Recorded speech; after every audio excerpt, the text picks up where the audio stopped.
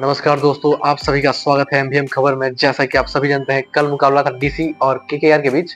इस मुकाबले में पहले टॉस जीत के केकेआर ने बैटिंग करने का निर्णय लिया था और लग रहा था कि थोड़ा केकेआर अच्छा कर भी सकती है, क्योंकि केकेआर की बैटिंग काफी अच्छी खासी है। लेकिन किसी ने भी नहीं सोचा होगा कि केकेआर इतना अच्छा करेगी कि मतलब आईपीएल हिस्ट्री का सेकंड सबसे बड़ा स्कोर खड़ा हो जाएगा, जो कि एक टाइम पे लग रहा था कि सबसे बड़ा हाईएस्ट स्कोर हो सकता है, क्योंकि 277 और 272 में ज्यादा फर्क नहीं है। और लास्ट ओवर में कम से कम बस 14 रन चाहिए थे, 15 रन चाहिए थे इस रिकॉर्ड को तोड़ने के लिए।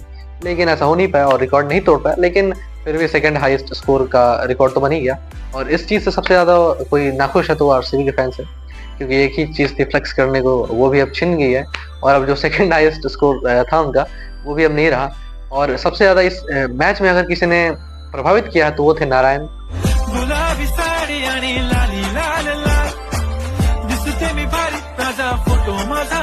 नारायण नारायण करके उन्होंने जो बल्लेबाजी की है, खतरनाक बल्लेबाजी की। शुरू में उनका एक बोल सकते हैं कि गलत निर्णय की वजह से वो बच गए।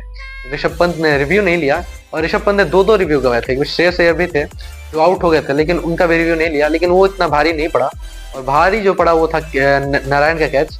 और नारायण ने जो बल्लेबाजी की है, जो धुनाई की है, एकदम छक्के छक्के चौके, छक्के चौके, 6-7 छक्के और कम से कम 8 चौके लगाए हैं उन्होंने। और बहुत ही खतरनाक बल्लेबाजी की, 85 रन बनाए। आईपीएल इस बार के आईपीएल का हाईएस्ट स्कोर है वो 85 रन 39 गेंदों में ही। और गौतम गंभीर के अंदर आते ही पता नहीं क्या सुनील नारायण हो जाता है कि वो इतनी खतरनाक बल्लेबाजी करते हैं कि क्या ही बताएं। फिर लास्ट में आते हैं रसल ने भी जो तोड़ाई की है ना सामने वाली टीम की, क्या ही बताएं। और रिंकू सिंह भी आते हैं, वो भी छक्के मारते हैं, चौके मारते हैं। एक ओवर में उन्होंने पकड़ भी लिया था, लेकिन उसके बाद वो आउट हो गए लास्ट के ओवर में। और उसके बाद केकेआर ने कैसे मतलब एक बोल सकते हैं कि बहुत ही बड़ा टोटल तो खड़ा किया, लेकिन लास्ट के ओवर में जो ईशांत शर्मा ने बोल्ड किया रसल को, वो कुछ ज़्यादा ही खतरनाक गेंद थी। और हमने एक बार पहले भी हिस्ट्री में देखा था कि मुस्तफिजुर रहमान ने उनको बोल्ड किया था ऐसे ही, और उसी प्रकार से ईशांत शर्मा ने भी उनको बोल्ड किया और लास्ट ओवर में बहुत ही किफायती गेंदबाजी की। लेकिन इस किफायती गेंदबाजी का कुछ तो फायदा हुआ नहीं।